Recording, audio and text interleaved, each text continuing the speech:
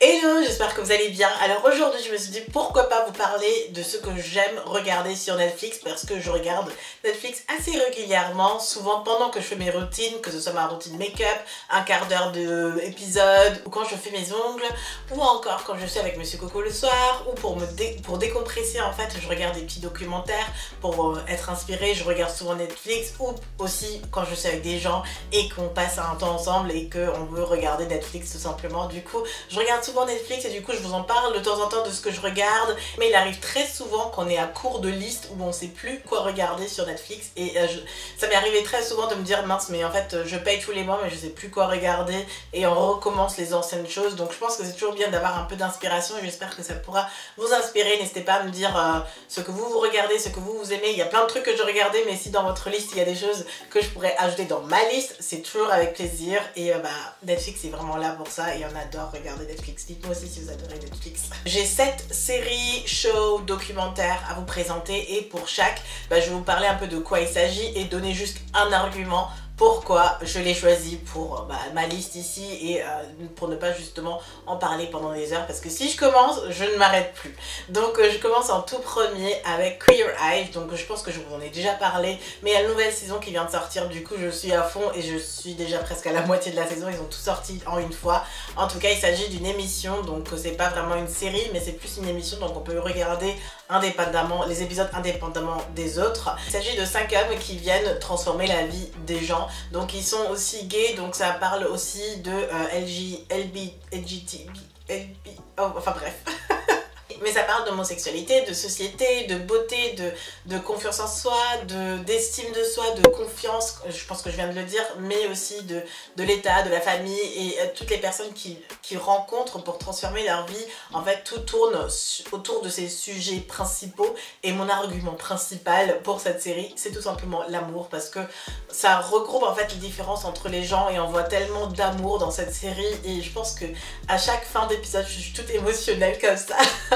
Et c'est beau à chaque fois, franchement c'est une très belle série ou show en fait, parce que ça montre tellement l'humanité dans les gens. Je trouve que c'est très bien fait, ça pointe vraiment les différences entre les gens, mais que malgré toutes nos différences on peut tous vivre ensemble et que tous on a une certaine beauté en nous qui peut émerger et j'adore. Donc chacun a sa spécialité, du coup ça épice vraiment le show. C'est pas vraiment une série donc je peux pas dire série, mais en tout cas c'est juste excellent, j'adore. Dites-moi qui est votre personnage préféré si vous en avez et si vous regardez, en tout cas j'adore. Ensuite j'ai Son of Patricia qui est de Trevor Noah, c'est un comédien, donc c'est pas vraiment un documentaire mais c'est pas vraiment un show non plus, donc c'est un épisode ou un truc long d'1h30 si je me trompe pas, et Trevor Noah, l'humoriste, fait un one man show, donc c'est un one man show voilà filmé, donc tout un spectacle filmé qui est d'après moi juste génial. Déjà j'adore Trevor Noah qui est un de mes comédiens préférés depuis qu'il est dans le Daily Show. J'aime beaucoup regarder les petits épisodes sur YouTube et quand j'ai vu Son of Patricia sur Netflix, j'ai tout simplement adoré. Mon argument tout simplement c'est que c'est mon type d'humour, donc si vous regardez ça vous allez remarquer mon type d'humour. En tout cas voilà les trucs qui me font rire. Déjà dans ses anciens sketchs j'aime beaucoup comment il peut faire les accents. En fait il sait très bien faire les accents, à chaque fois ça me fait rire et ses blagues sont intelligentes et sont drôles. Il fait quelque chose qui est un peu différent des autres comédiens et il est aussi très conscient de ce qui se passe actuellement, des difficultés politiques aux États-Unis notamment, mais de manière générale puisqu'il est sud-africain et du coup il n'est pas 100% américain. Je suis moins connectée avec tout ce qui est Amérique et du coup là il a un point de vue un peu différent et étant européenne, j'ai aussi un point de vue totalement différent de ce qui se passe aux États-Unis et du coup il arrive vraiment bien à exposer ses sketchs et en tout cas son humour c'est le mien. Troisièmement, j'ai un documentaire qui s'appelle Les Bleus, il y a un sous-titre encore mais je me rappelle plus exactement. En tout cas c'est pas un documentaire sur le bleu qui ont gagné la Coupe du Monde, mais c'est jusqu'en 2016, donc ça relate en fait l'histoire du foot et bizarrement j'aime beaucoup le foot national, tout ce qui est sur l'histoire, sur l'équipe de France, etc. Quand la France a gagné la Coupe du Monde, j'ai regardé tous les documentaires aussi, j'adore quand c'est documenté sur les sportifs, je ne sais pas pourquoi. En tout cas, l'équipe de France, je trouve que c'est leur histoire, etc. C'est super intéressant. Et là, ce documentaire est d'autant plus. Et l'argument que je donnerais pour ce documentaire, ce serait plus patriotisme, parce qu'on ne le dirait pas comme ça, mais je suis française jusqu'au bout, je crois.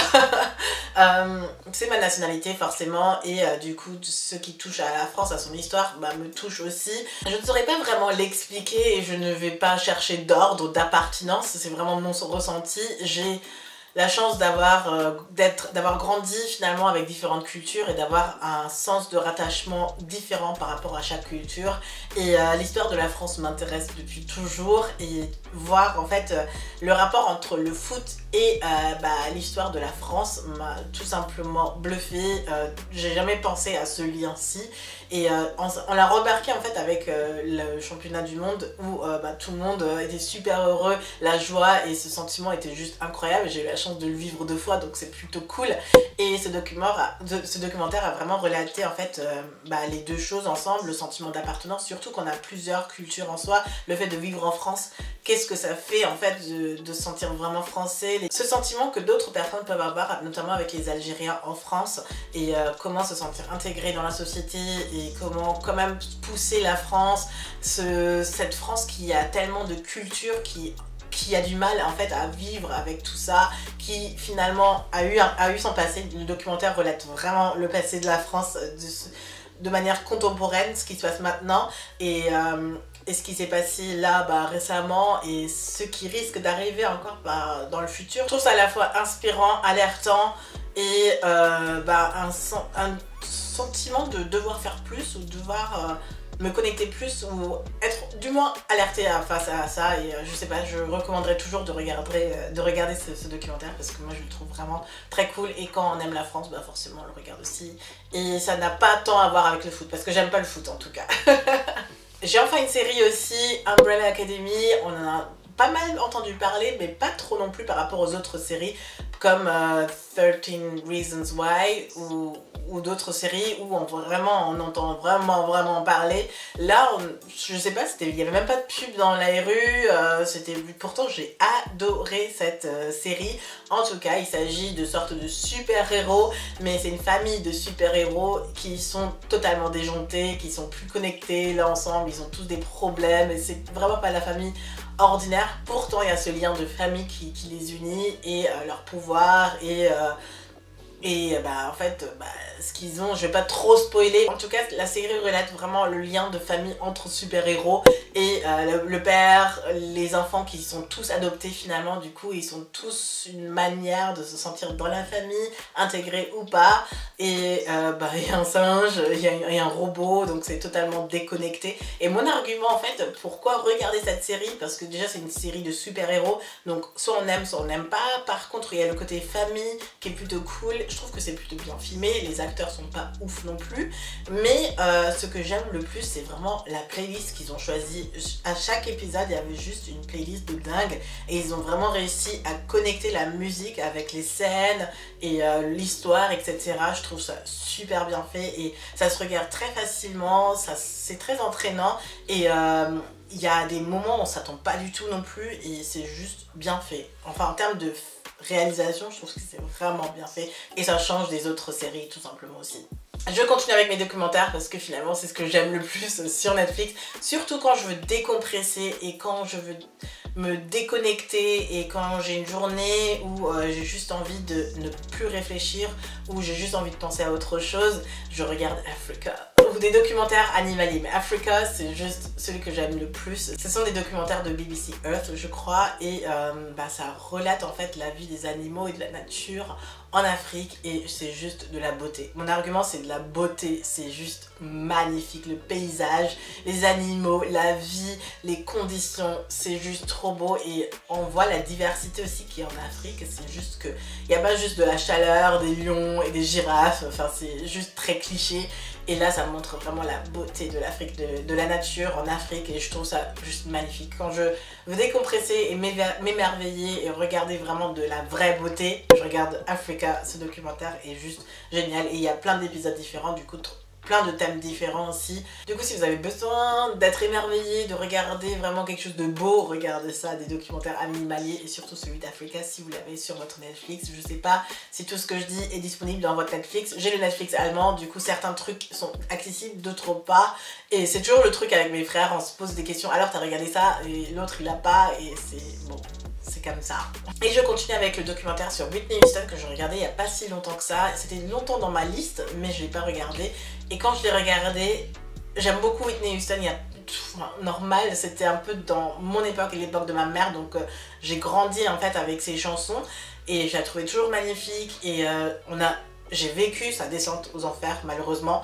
Et ce documentaire, mon argument, c'est la triste réalité en fait, parce que ça retrace sa vie et c'est si triste de voir la réalité de sa vie, de voir parce qu'on connaît tous la drogue et l'alcool de son côté et sa magnifique voix, mais on sait pas vraiment ce qui s'est passé dans sa famille, dans son enfance, etc. C'est très peu présenté dans les médias et beaucoup l'ont stigmatisé comme la nana droguée avec la belle voix et I Will Always Love You et voilà. Sauf que le documentaire montre vraiment les côtés un peu cachés.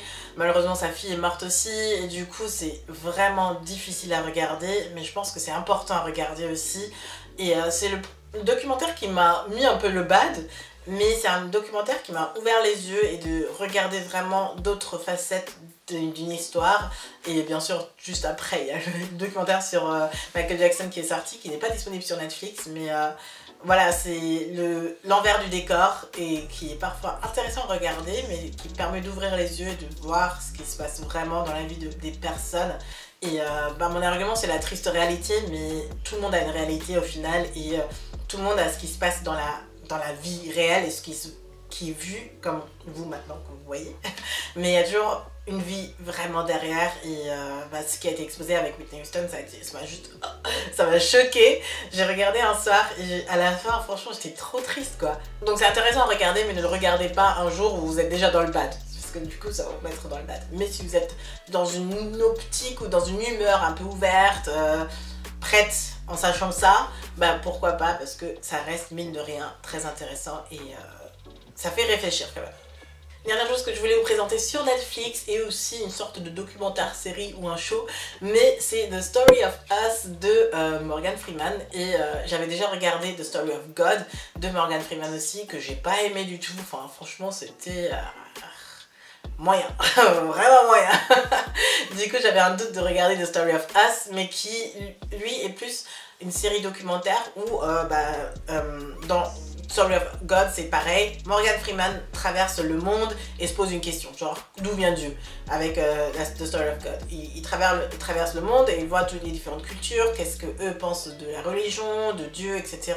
Mais bon finalement je trouve que ça a été mal raconté et du coup The Story of Us c'est Morgan Freeman qui traverse le monde encore une fois et qui se pose plein de questions sur le sentiment d'amour, le sentiment d'être intégré dans la société, les problèmes qu'on peut avoir dans la vie et le sentiment de vouloir être aimé, les enfants, etc. Donc il voyage le monde et il traite de différents sujets comme la discrimination par exemple, les guerres, l'amour aussi, des aspects par exemple comme la liberté. Pour nous on a une certaine idée de ce que c'est la vérité, mais c'est pas pareil dans le monde entier et du coup lui il voyage et il fait son rapport d'expérience par rapport à ce sujet là. Je trouve ça très intéressant comme point de vue et mon argument c'est tout simplement Morgan Freeman, parce que j'aime beaucoup cet acteur et je trouve que il est trop chou et que lui-même ressemble à Dieu et c'est pour ça que j'avais regardé The Story of God, parce qu'à chaque fois que je le vois je dis ah Dieu. Pour humour, bien sûr. Mais je l'aime beaucoup et je trouve qu'il a une façon de parler, son timbre de voix est reposant quand il est tellement sage. Avec Monsieur Coco même on disait, on a juste envie de le prendre un soir chez nous et de discuter juste pendant une soirée, vraiment de discuter, d'échanger avec lui, parce que on a l'impression que c'est une personne avec qui on peut vraiment discuter pendant des heures quoi. C'est juste intéressant de parler avec lui et bon bref. C'est ma raison de regarder The Story of Us et finalement ça a été très très très intéressant parce qu'il aborde des sujets encore une fois très... comment dire en fait, le mot intéressant n'est pas vraiment adapté parce qu'intéressant est très vague et très bas à mot, je trouve, comme niveau, mais c'est quelque chose auquel on pourrait penser, le sentiment de liberté, que c'est pas la même chose pour tout le monde. Plein de questions comme ça où à la fin quand tu regardes ça te rend un peu plus intelligent, et j'aime beaucoup ce genre de truc, et j'aime bien regarder Netflix justement pour soit me divertir mais d'une manière plus positive avec l'humour, avec Trevor Noah par exemple, ou de m'inspirer, ou de regarder des séries qui sont bien faites, qui m'aident à avoir des idées aussi pour mes vidéos, comme avec Umbrella Academy, ou des documentaires qui sont un peu tristes mais qui font réfléchir, ou de découvrir la beauté du monde. Donc je regarde vraiment Netflix pour me divertir d'une manière positive, et c'était finalement ma sélection. J'espère que vous avez pu trouver quelque chose qui vous donne envie de regarder, et surtout que vous avez aussi des suggestions que moi je pourrais intégrer dans ma liste, mais je vous répondrai si j'ai déjà regardé ou pas, parce que finalement j'ai regardé plein de trucs, et je suis encore en train de regarder plein de trucs mais j'adore Netflix, et voilà ce que j'ai à vous présenter de mon côté. Je vous retrouve bientôt pour une prochaine vidéo bien sûr, et d'ici là je vous fais plein de bisous. Bye.